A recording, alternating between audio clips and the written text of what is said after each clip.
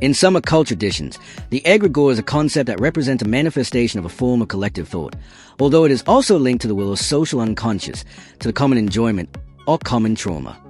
It is ultimately defined as an autonomous psychic entity capable of influencing the thoughts of a group of people, but also the result of the thought that feeds it and in which it can influence. An autonomous intelligence, but generated by individuals and maintained by assisted breathing, since without the sustenance of those feelings in the long term, it could not survive. This is an interesting idea that can be linked to the conception of capitalism as a self-regulated autonomous intelligence, but also to the idea of human control over the economic, social, and political systems they inhabit. Precisely for this reason, because we believe that reality is in that intermediate state, we advocate for rescuing the concept of egregore and no longer speaking of capitalism, but of the capitalist egregore when we refer to the later stage of this production model that evolves along the rails of technology tied to the advancement of hypersurveillance and social anesthesia technology, thanks to the development of link-up media. Because the dawn of the capitalist egregore is not simply the arrival of an authoritarian regime that, through repression and against the will of individuals, will gather all the power, nor is it the dictatorship of pleasure that,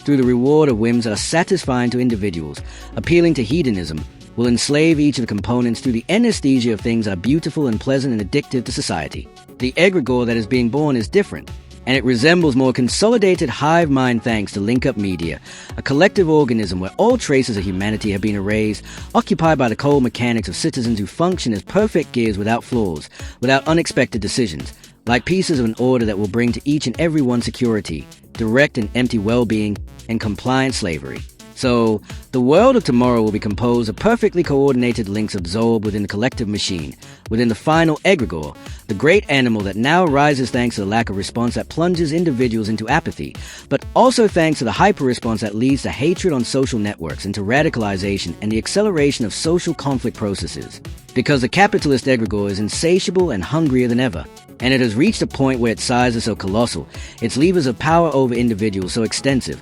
that it is impossible to escape, and both opposition and conservation are futile movements, doomed to continue feeding the beast with their stances. More opposition means more content, more data flow, more strength for the institutions, more development of the egregore, ultimately. So we are all complicit, and no one is safe. You might imagine a scenario in picture-pressed individuals, people who, against their will, are forced to follow that cold pattern of behavior due to the good citizen point card, or the digital money that cannot be given to subversive elements, or the direct fear of repression. But no, it will be a world of individual content to occupy that space within the collective organism, serene in their ebb and flow, in a perfectly controlled life where the eyes of the collective machine will be in our homes, in our vehicles, in our pockets, and even in our bodies and minds. And we will be grateful for it because it will be functional, it will be a convenience, and it will even be necessary for the future normality of everyday life. And that's when the trap will have closed, because it will already be too late. It's already too late. We have come too far. Create a new egregore. Subscribe and ring the bell before the American dream comes to an end.